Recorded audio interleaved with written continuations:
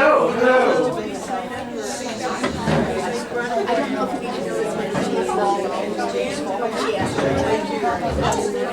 Hi all, I hope you're all able to find a seat here today. Looks like we're filling the room quite nicely. It's time for our meeting to start, and since the cameras are recording already, let's all come to order and watch what we say. We've got open mics. Hi, I'm Linnell Phillips, and I want to welcome you all back to our first meeting since 2020, our first in-person meeting. We're so excited to be here again and be able to do this. Before we go any further, let me remind you that all attendees must sign a hold harmless agreement filed with the Senior Center for your attendance at the meetings. You only need to fill this form out one time. Roberta is keeping a permanent record of when it's done, and she will take it over to the office for you. So that's Roberta, our hospitality chairperson right there. Any forms can go to her. So please, just one time when you come, fill it out the first time, and then you don't have to worry about it again. I did mine a couple of months ago, so I'm covered. Today we have Joyce Martin with us. Her presentation will be from inspiration to composition. We'll also have a member share from our new program chair, Fabiana Sowa-Debosky, better known as Fab, who will introduce herself to all of you. I think you'll find her as fascinating as I do. I also have a few announcements for you after the break. This year we plan to have our presenters on the agenda first. That way, if they're not interested in our club announcements and other shenanigans, they can make a run for it during the break. This year's shenanigans will include member shares and challenges, and we hope to have our annual holiday party in December. Roberta is going to be passing around a snack list for signing up for refreshments for the meetings in the future, so this list will be coming around. We'd very much appreciate it if you'd sign up for refreshments for one of our future meetings. Also up on the desk, Linda from the El Dorado Hills Arts Association was kind enough to bring some of her art tour forms in for us today. So if anyone is interested in the spring El Dorado art tours, you can get a form up here on the desk. Without further ado, I'd like to introduce Joyce Martin. She's a longtime PAA member. Joyce has participated in our art tour event and graciously opened up her lovely property to share with other artists. Joyce's place is one of our favorite destinations for our plein air group. Joyce has graciously endowed the Anita Wolf Award at our National Motherlode exhibition for many years, and more recently has served as the juror for this award. We are very appreciative of Joyce's contributions to our group. As an artist, she is accomplished and teaches and mentors others. I'm looking forward to hearing her presentation from inspiration to composition. Please welcome Joyce Martin. Hey, ma'am, you're not the microphone.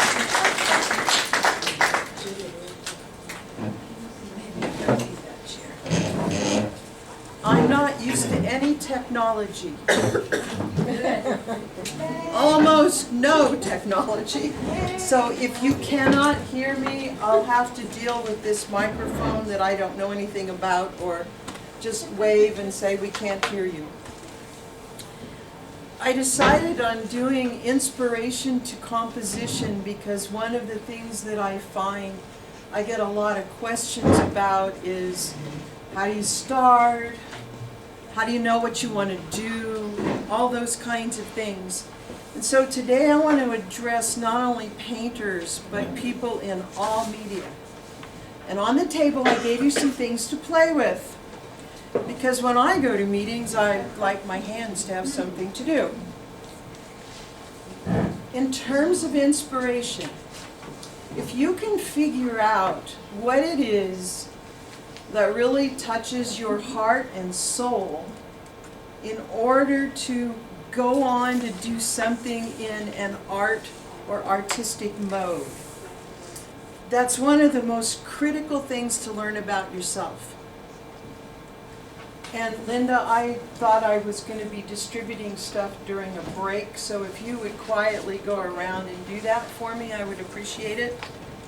So on the table, I just put out a whole bunch of stuff to sort of look at play with, arrange, and see if there's anything in that pile at all that conjures up one of your senses for feeling something or looking at a color, feeling a texture. There's some words in there that might remind you of something. And then in a few minutes, you're going to have some pictures to look at also. So finding out, is it a subject? Is it light that inspires you? Is it that word that's sometimes hard to understand for people, values? All it means is darks and lights, okay? Textures. If I walk through a clothing store or a fabric store, if somebody tells me I can't feel it, I leave because I am very tactile. So texture is important. Maybe it's a story that inspires you. Maybe it's a compliment that somebody says, oh wow, that's gorgeous. That piece of jewelry you made, that piece of wood that you took and made into a bowl, whatever it is, somebody just loved and complimented you, and you immediately run home and want to do more. Maybe it's money. Maybe you sold a painting at one of the art shows, and you went home so excited that someone was willing to give you money for your work that you decided, I'm going to do a bunch more. So if you can figure that out, maybe it's commissions, and suddenly you're having to do a whole lot of commissions because everybody's, you're in demand. But then somewhere along the line you step back and say, but I really want time to do this other stuff too. So today, inspiration, and is different than motivation. I would like you to think of inspiration as what really touches your soul, your heart, a deep feeling level. Motivation just means you're going to do something about it. So, for example, I went with a friend up to the snow.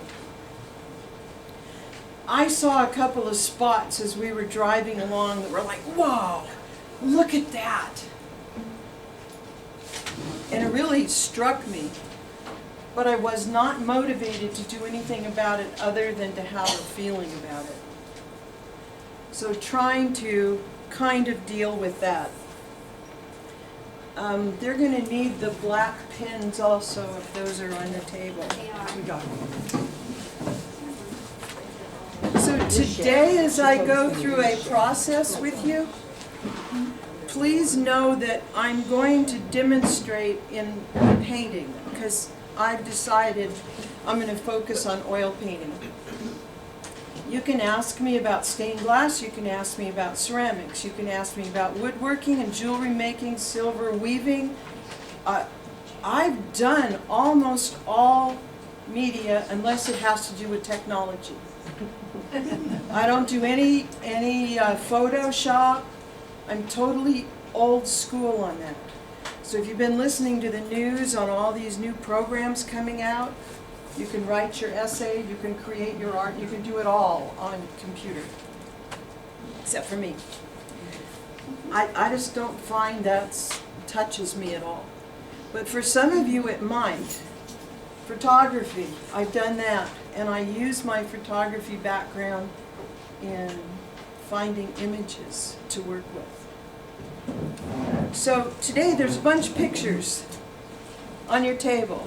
Some have both sides, some not. You got to share. If you don't like the one you have, bargain with the person around the table. Find one that speaks to you for some reason. We don't care why. It just speaks to you. Now you're not going to get a whole lot of time to do this, okay? So just kind of react to it. If you don't like any of them, well, look at the next table. Too bad, I don't know. I tried to come up with a lot of different subject matter, and pictures large enough to see. The dry erase markers that you're going to share are going to be used on the plastic. And what I would like you to do is to look at the picture. I'll use mine. And somewhere in that photo, I'm going to step closer, I feel better about it. I'm out of the camera, but that's okay. That's okay. I don't know. Somewhere in the photo that you related to, find one small spot, area, little tiny part that grabs you. So if it's something like this bird, maybe it's feathers, maybe it's the eyeball. If you're a sculptor, you will look at it differently than a jeweler. If you are a jeweler and you see something in there that inspires you to make a pair of earrings, that might be what gets you. Might be a texture, might be a color. And circle it, or put a little box around it. Just go ahead, right on it. It all wipes off. And that's why you have little paper towels there. Just put a little circle, a little square. And then I'm going to go back where you can see me on camera. And I'm going to clip one up here. Because I'm going to use this as my inspiration, and I will share with you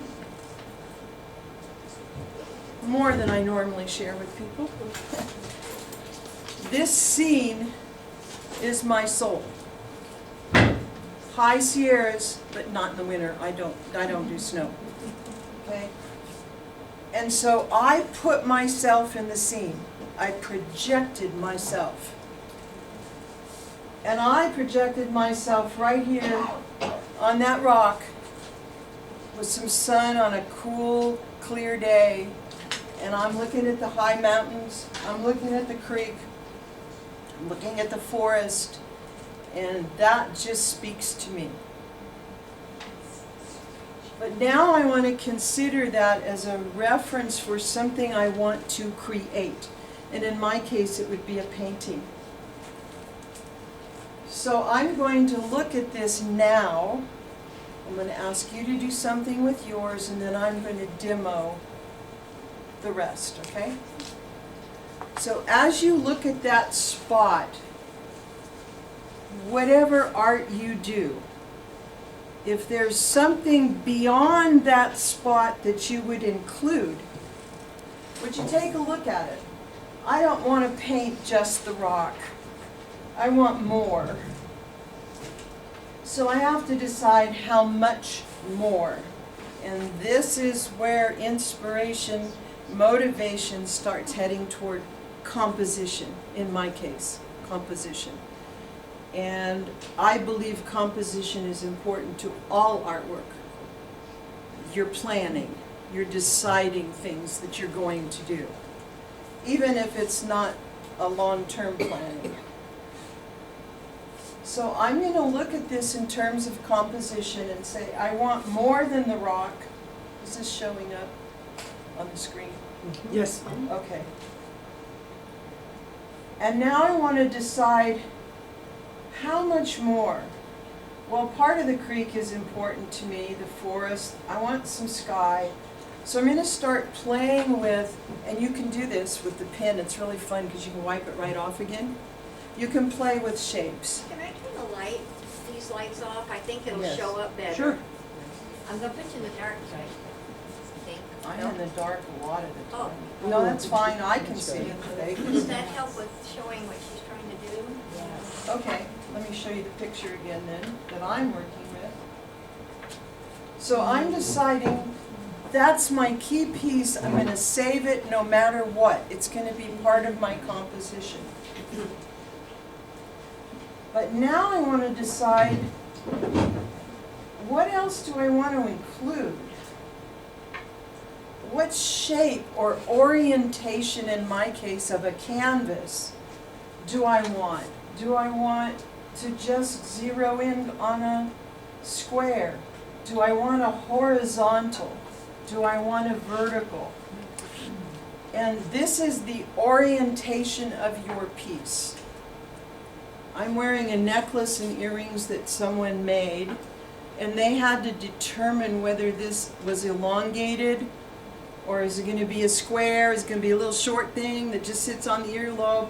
That's all part of it. It's the same thing whether it's on a canvas or it's dimensional. So do that now on yours, just for fun. How much more would you include? If it's a portrait,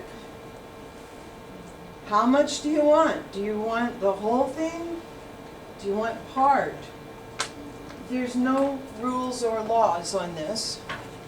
You get to decide. And then play with different shapes. Just, what if it was a vertical? What if it was a horizontal? What if it was skinny? What if it was square? And there's little square paper towels on your table. Just wipe it off when you don't like it. It comes right off. It's a really cool way to plan, and you don't have to draw 1,000 times.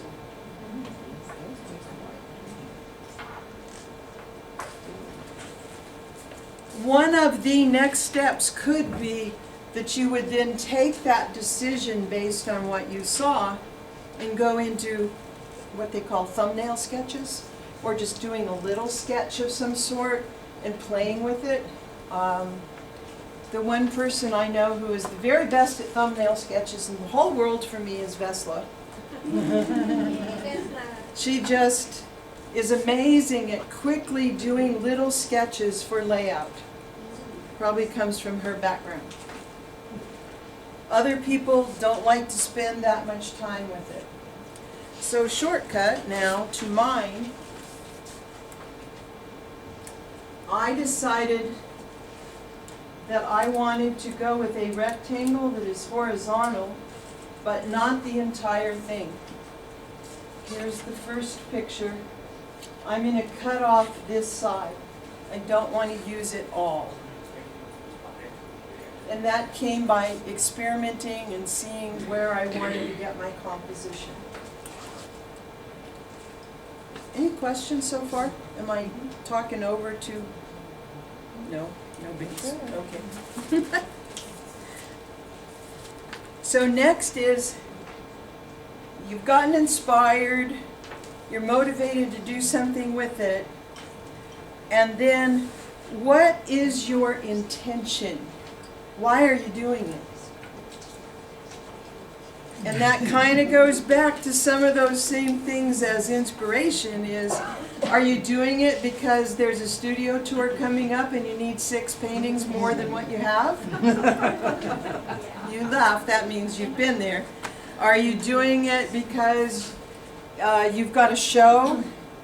You're doing a one-person show and by gosh, you have to have 50 pieces ready by Friday? Are you doing it because you just feel moved that you've got to do this? I've got this stump of an apple tree that's been drying for a year, and by golly, this summer it'll be dry enough and it's going to make a bowl. So I was moved, I was motivated. My intention is I want a memory of the apple trees where they were grafted on and made almost like a burl in design. So I got to hang on to that purpose. And what are the essential things to include? Well, in my case, I have to include that rock. I have to have it there. Because that's what moved me to start with. Man, I'm sitting right there on that rock and looking all around, listening to the birds. So now I have to move into more technical part. And as I said earlier, this is one way. And afterwards, if you want, I have a series that are examples of other ways to start a painting. There's 1, 2, 3, 4, 5 examples here of how to start a painting. And there's so many more ways beyond this. As time goes on, I will develop more. So the first thing I'm going to do on my canvas is I'm going to find center. Because what I've learned is human nature will stay in my painting longer if I don't create a target.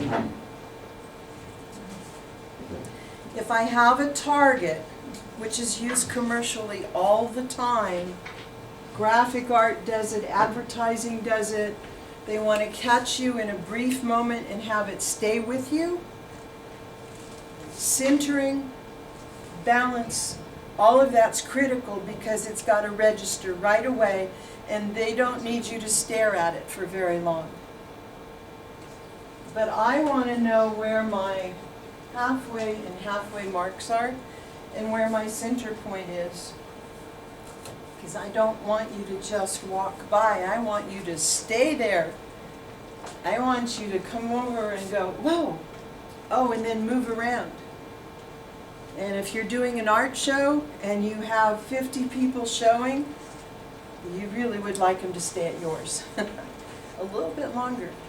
So I'm going to watch this. So the next thing in this particular process, a little trick I didn't invent but learned, was to take my canvas and find a 1/3. There's all sorts of ways of doing this. You can grid it, you can just block off 1/3, and it's very mathematical. But the way that I've been doing it, where I create an angle, allows me as I continue to paint to find all of this subtle directionality that keeps bringing people back in. Takes you out and around and back in. So I find the 1/3, I go corner to corner, and right here where they intersect, I draw a line through. Guess what?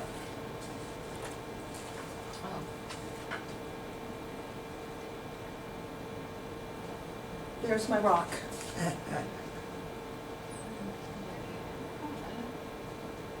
And I'm going to make sure that rock stays there. Now, you can try it on yours if you want. The part that you want to do, not the whole picture if you didn't choose the whole picture, if it doesn't work, if you do this and this, or you could do it this direction, depends on which part you want to save. If that thing moves to middle, you know you have to change the configuration, the orientation. That's complicated, so don't worry about it a whole lot, but that's what you have to do. You have to say, oh, either I got to cut something out or add or do something to it. In this process, the next step then, and notice I'm going from smaller to larger. Does this show up on the screen at all? Sort of? Well, maybe you can pick it up a little bit. The next step I'm going to do is find my value shapes, dark shapes, light shapes. And I like to start with the dark shapes. So I'm going to find where some of those darker shapes are and look at the pattern that's created within saving the rock.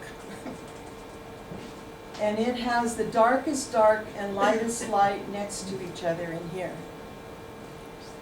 When I move to my big canvas, I have all these guidelines to direct me. So I know where this 1/3 is. I know where the angle is. I know where my rock is. Now I'm going to plan it for the canvas I want to paint on, and I chose this size. I chose this size because I think it would work well, and also I thought you could see it better. I mean, if I did something really little. So now I have those dark shapes And they're balanced out. Here, there's a dark shade, goes into medium.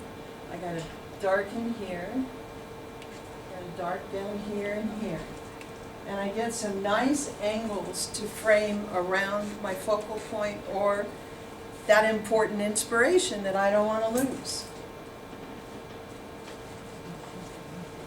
How do you do that? Well, if I don't have the plastic, you say, well, it's not on the canvas. Okay, we'll put it on the canvas. There I am. I bet most of you can start to see those lines on this canvas. You know about where they are. So what you have to do is just find that third. Don't worry that it's on the canvas because I'm going to paint over it. I've got my dark shapes. There they are. There's one up in there. There's a little one in there. There's my rock.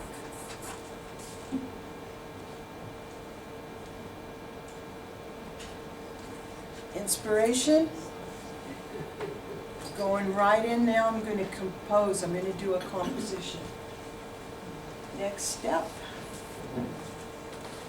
Next step for me, I like the process of an underpainting. Some of you like making a grid and drawing in more detail and then painting. This is shape placement with some underpainting, and I have it all in angles so I can tell what's aiming where. Some of you like to do a total detail drawing and fill it in. I call it the coloring book approach. You get that detail to guide you so that you don't panic that you're going to lose it. This is with a burnt sienna wash to find your darks and light areas and midtones and block them in before any color. This one was done first step, no detail, with what I call local color, or whatever the color is you're referring to in your plein air, or if the table is this bluish green, you're actually going to block in sort of a bluish green and refine it as you go along. This one I'll show you so it shows on the screen. This is a still life in reality. This is a wash for value shapes. And if she did it right, she brought the painting. And that's the painting. Over this. This is underneath it. And then painted over the top. And I aim to be an impressionist painter, so I'm not doing photorealism. So my next step, I don't know if this is going to work, guys. I don't know if this will stay up. Is this. I choose burnt sienna for a lot of my work because the reddish tone is complementary to the colors that I'm going to be using. It's not so garish that I find it difficult to look at while I'm painting other colors. Works really well for landscapes that have a lot of greens to let some show through because it works well with that.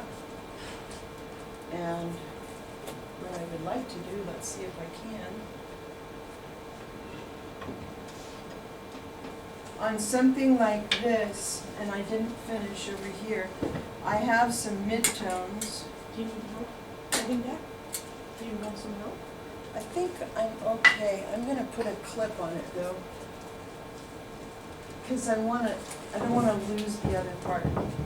So all this is finding those shapes from the guidelines that I demonstrated on the plastic and then on the canvas, and then taking burnt sienna, got some red in there, and finding where it's darker and lighter, and building that up, and this is all mid-tone. This sky is mid-tone, but I got some really cool light here that's coming down on my rock. And I get excited about that. I'm sorry, I do. I can't help it. It's like, yes, where's the light coming from? Sometimes I actually put a big arrow, just like this. That's my light source. I don't want to forget it, because this guy's all in shadow. And this is coming through. And down here on the water, as it gets in this area, I got those nice little bright spots. So this is the next step, is to do a wash. For me. And now, hopefully, my rock still shows up. That was my inspiration, it was my motivation, and it was the whole thing that I wanted to hang on to that was essential as my center of focal interest, and around it, everything is supporting it. That make sense? Okay, any questions so far before I actually delve into a little painting, if you want me to? No questions? Wow, this is better than my class. They have 10,000 questions. You're just afraid, that's all. So next step is I need to be able to look at my reference photo that I drew all over. So I'm just going to erase that now because I've got that. I'm going to clip it up here. I like to start with the darks. So now I'm looking at local color and darks, and I have pre-mixed, because it takes too long in a 1-hour demonstration, unless that's all you're going to do is paint. I pre-mixed a palette. Does that show? So I took the basic colors that I wanted to use. I've created tints. I've created combinations that are related to my painting. And I've planned that out in advance. Because every brushstroke I do, I personally don't want to start fresh. So in here, all of these shades, grayed down and more intense, grayed down and more intense of my warms, my cools, my shadow colors. If I premix and make a run, I don't have to keep changing it a ton each time. I can just tweak it a little bit. Whereas if all I'm ever doing is working off of the main pile of color, then I get something that's working and I want it somewhere else also in the painting, and it's like, oh, now I gotta go back and mix more of that. I mean, that happens anyway, but yeah. How do you keep your oil paint from drying out? Well, And there's getting this crust on it? There's several different ways, and it depends on what the colors are. Jerry uses clove oil and puts a dot in each corner on her palette and never puts it in the freezer, and her paints stay very viable. And that's one way of doing it. The oil from oil of cloves permeates in and keeps it moist. I put mine in the freezer. If I paint every day and I'm not in the throes of doing paperwork like I am right now, I can leave this out covered for several days with no problem. Some colors and brands are drier than others and will create a skin. A red, you can leave that thing sitting out for days and touch it with your finger and it's like you just put it out. And it depends on brands also. But I tend, if I'm not going to paint, to cover it and put it in the freezer. Because I have a fridge and freezer in my studio. If I'm going to go and finish this painting in the next few days, then I can actually even use these. If not, I scoop it together and make piles. And then from those piles recreate my run of colors that I'm going to use. Some of the rest of you may have found other magic ways, but you have to be willing to lose a little bit of paint. I would just mention that your palette could very appropriately be entered in our abstract art category. It's gorgeous. Absolutely. It's wonderful. It's a wonderful piece of art just to look at that. Isn't that fun? So good. And that reminds me, I forgot to mention the happy accidents. And the spontaneous magic that sometimes happen.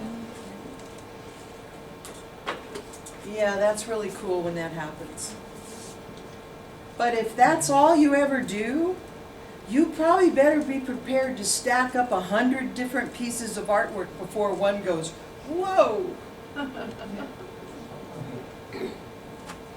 Even if you plan, you've got to be prepared to have throwaways or redos. And in April, I'm going to be presenting at the Folsom Arts Association, and what do you do when it doesn't work? And some things that you can try.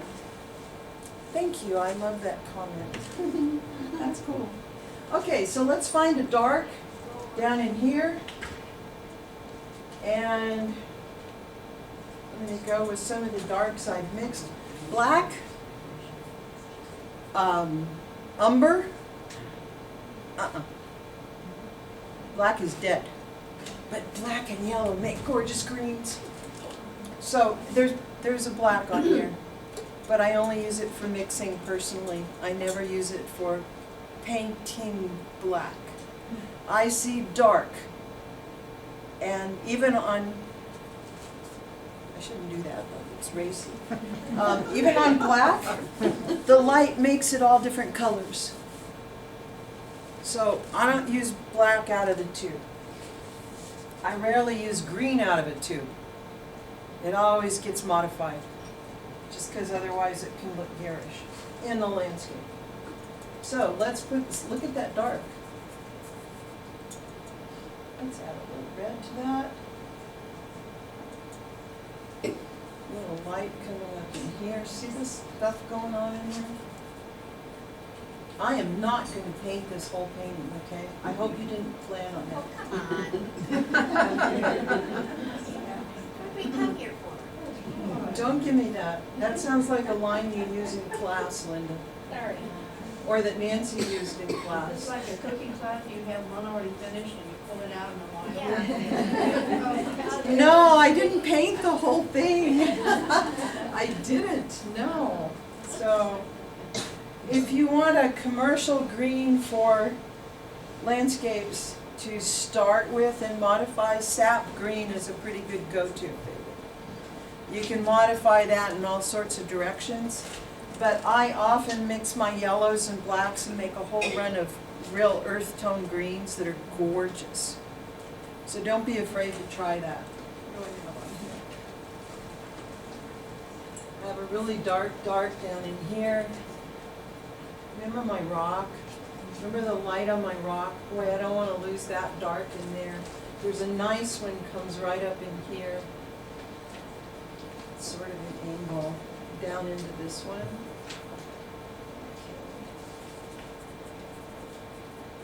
I have to not talk now for a minute.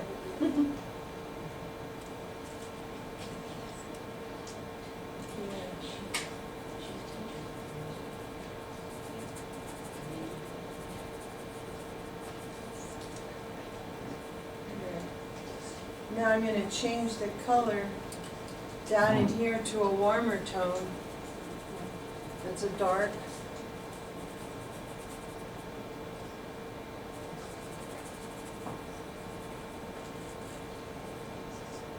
So I've got a warm dark, I have a cool dark in here, coming off this way. Interesting. Over in here, I have a cool dark. So I'm pulling up some blues in my greens in here. And don't panic if it looks too dark, because I can modify all this because I'm using oil paint. This isn't really heavy paint, right? You're not putting thick It's relatively thick, but it won't be as thick as my lights. Okay, but I'm trying to get it to show up for you all to see it. I hope, I don't know if it's showing You up. can see it. Yeah. So in here I have a really cool, so I'm gonna go over to my purpley blues here, because these are gonna be really cool in here. Now, for you looking at it, this may all just look dark. You might not be able yet to distinguish the cool dark and the warm dark. I don't know from back there. Can you tell or not? It just looks dark. Okay. So just for fun, because you want to see the drama, I know you do.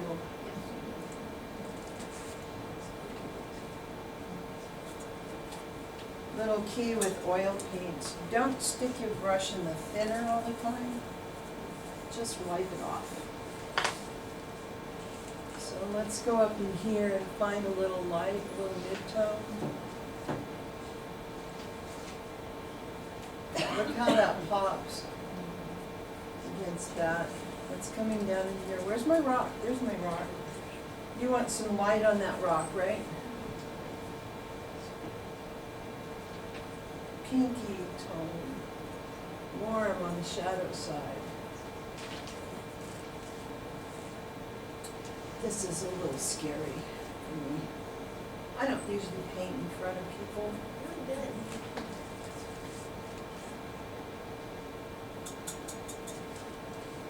I want a nice warm on this rock. Coming down through here. I've got more color coming down through here. Very warm, this grassy area. And you notice I'm really not playing with much detail. I'm blocking in. So this is going to be the point where I have my center of interest going on.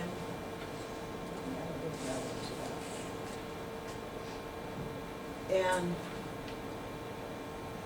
as I come down into here, I have some lighter tones on the light side of these trees going up.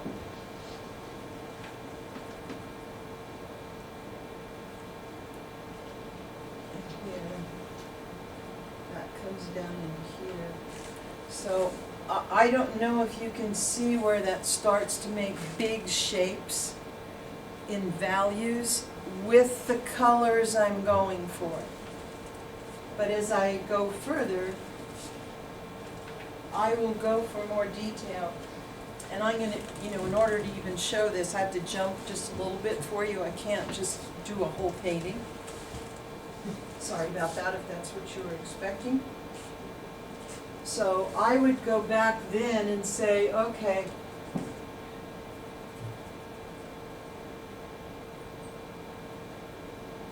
now I need my other values. I need my light to come across. I need my extra light on the sunny side. Here, down into here. And I have some light coming up on this side of the mountain. It's warm with these trees. The sun's coming in here. So I will continue to judge values and do more and more detail as I go along. I don't usually use anything smaller than this, and on this size canvas, even this is pretty tiny for me, because I tend to block stuff in. Back in here, one of the things that I happen to know is that the atmosphere affects things at a distance. I know that intellectually. My camera doesn't know that. My camera only does what somebody programmed it to do. It flattens it and it makes it more equal so that the darks of the mountain against the sky can look really, really dark. And if you do that as dark as the shadow area, it doesn't read with your brain correctly. even though in a photo, you look at it and you go, yeah, but it's dark. Yes, but it's far away, and I have to push it back. So when I get up into these darks, I'm going to be in values and colors that are going to be more Sign up for a sheet for a the mid-tone. freshman table. Coming back into here. So the cool shadow tones coming down. And I'm gonna gray them down. And then that's gonna get a little darker down in there. Oops. See, I don't wipe my brush a whole lot.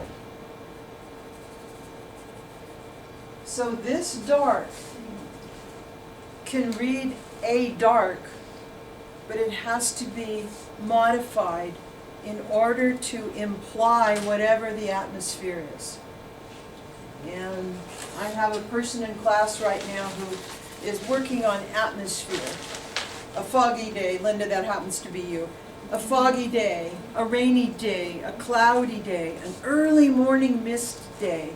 And how do you get those kind of effects when your camera just says, well, that hill's dark back there?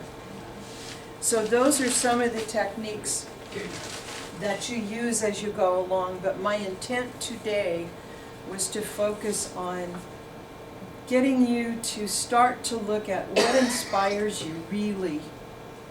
And then if you're truly touched, what motivates you to do something about it. And how do you hang on to the part that was really important that you started with, and you don't ever lose it until you get into creating and or composing or putting together whatever your art product is. And trust me, it doesn't matter. I put things on the table, these blue ones, those are weavings that I did on a loom and had to plan what's the pattern. Over here we have a batik. Here you have a handkerchief from a cowboy thing, okay? There's felt, there's textures, there's all kinds of stuff. And it doesn't matter what you're going to create. If it's abstract, this still is important. Where's your focal area? Where's your message? What's your intention? What mood do you want to capture? So whatever your medium might be, this is still a basic underlying part of it. Any questions before I end here? I brought in a few paintings. I didn't know if I should or not, but I wanted you to know I really do paint. And I am not a one subject person. I'm all over the place. You know, I love flowers, I love old buildings, I love cars, I love landscapes. And so whatever touches me, that's what I'm going to paint. So I'm not just a landscape painter or still life painter or whatever. I am going to have for the very first time a 2-day workshop for oil painting. And this particular workshop will be landscapes from photos. Some of the work I brought in, by the way, is plein air, and some of it is not. If you're interested, you may take a flyer, or if you think you might know someone who's interested, feel free to take a flyer. What are the dates? The date on this one is May 6th and 7th, and then I'm going to do a second one in August, but I don't have that flyer ready. It's a 2-day workshop, 9 to 4, and it is instruction, practice, and painting, all for 2 days. Don't you have about 10 minutes left of your time, I believe, if you I want to keep thinking? yes, paint. Then I have to just turn around and focus. Okay. Only if you want. Are you using a flat or a bright? Right now, this is a flat bristle. What do you prefer? Depends on what I'm Oh, painting. what you paint, okay. Yeah, I get asked that a lot in class. For those of you who don't know, I teach an oil painting class once a week. I have a maximum of 8 students. My workshop will also be a maximum of 8, so you get a lot of one-on-one. It's not a big group. You know, you're not going to get 10 minutes for the weekend. It'll be intense. So at the oil painting class, I get those kind of questions a lot. Could you talk about what you do to varnish the painting or to put For a finish coat, finish coat? there's all different ways, and now Gamblin has come out with a product I happen to like because you only have to have your painting dry to the touch. And so it is a varnish product, but you don't have to wait 6 months to do it on oils. So it makes a nice finish. It comes in matte and gloss, semi-gloss. You brush it on, and it's called? help me out, somebody. It might be retouch varnish. Is it No, not the retouch? retouch. The retouch finished. would be if I'm gonna come back and work on this, or you can take a finished painting, you know, when you're getting ready for the studio tour, and you had to have 10 more paintings and they don't have a finished coat and you just did them last week, retouch. But that breathes and the painting continues to dry and it gets a little dead after a while. So a lot of people use it, it works fine. Not my favorite for a more permanent finish. Do you remember the name of? I'm coming up with Gambar Gamvar. Gamvar. from Gamble. By From Gamblin. Gamblin, yes. And I don't represent them, it's just a product I happen to like. And that's Gamvar, not Damvar. It's a G. G. G like George. G as in George. And how long does that have to dry? Oh, the Gamvar? Yeah. Oh, it'll be dry within a couple hours. Unless you have it in a really wet, cold environment, and then it might take 4 hours. But it dries fairly quickly. And the directions are very clear, and if for some reason it doesn't work, you go online, they tell you step by step what to do about it. So they're pretty good at following up with that. Anything else? Yeah. What brand have you found that has the whitest white? The whitest white. I have been using, wait a minute. See if I have that one with me. Zinc white is not transparent, but it's not as opaque, and it tends to flake. Titanium white is my preference, but there are also some that mix the zinc and the titanium together, and they're often labeled mixing whites, and they're a little more greasy. What's the word? Creamy? Yeah, a little more Vaseline-y, if you will, the mixing white, because it's mixing the two kinds together. The zinc tends to be a little dry. Some brands of titanium are dry also. See if I have one with me. This one happens to be Graham brand, and I like it a lot, and it's What just did you called say? titanium white sunflower, What is the because it's brand? with sunflower oil. Graham, Like graham cracker? as in graham cracker.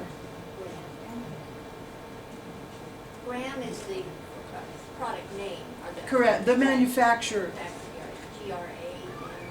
Graham, M. Graham and Company. Yeah. And I think that's the brand they have at the Placerville News. Yeah. Yeah, they do. And it's a good quality paint. Works well.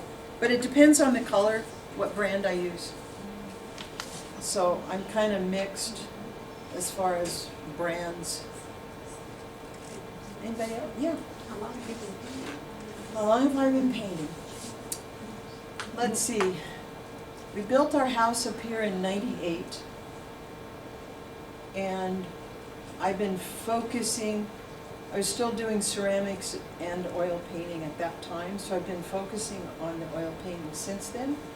But I taught for 33 years, and I taught before '98. I'm old, okay? So I taught art, and I have a minor and a master's degree in arts and education. And I did all different kinds of classes in various mediums, so I've been painting since grade school. But oil painting I've been focusing on heavily since 1998. Do you do any pastel painting? I don't use pastels because of my allergies. I have great difficulty with the dust. And I know there's ways around that, but I haven't found one that was successful, and so I like them a lot. I think you can do really neat stuff with them, but I just haven't found a way around the off-dusting, whatever particles that come off of it. What do you use for your medium? I have Gamsol in here if I really need to thin, but I wipe my brushes. You saw I didn't dip my brush in there. If I do need to, I don't ever stir it around, because then I just end up with dirty Gamsol. So if I do, I just dip and lift. Gamsol is perfectly clean. I have some on here. I can wipe it and continue to clean my brush until I don't get any stain on it.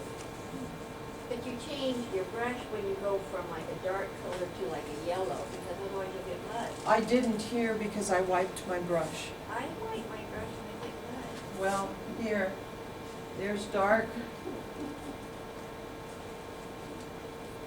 And there's, well, let's exaggerate. Light. Because it's dry. If I put it in the Gamsol, I have liquid in here, which dilutes the paint. And then when I wipe it, the Gamsol goes up in the ferrule, and then it drips down. You know, it's like painting a wall. You know, if you do this long enough, it starts dripping down your arm, everywhere, and the floor. See, I've done that too. Anyway, thank you very much. I appreciate the opportunity. Thank you, Joyce, it was wonderful. We'll stop the recording now and take a little break.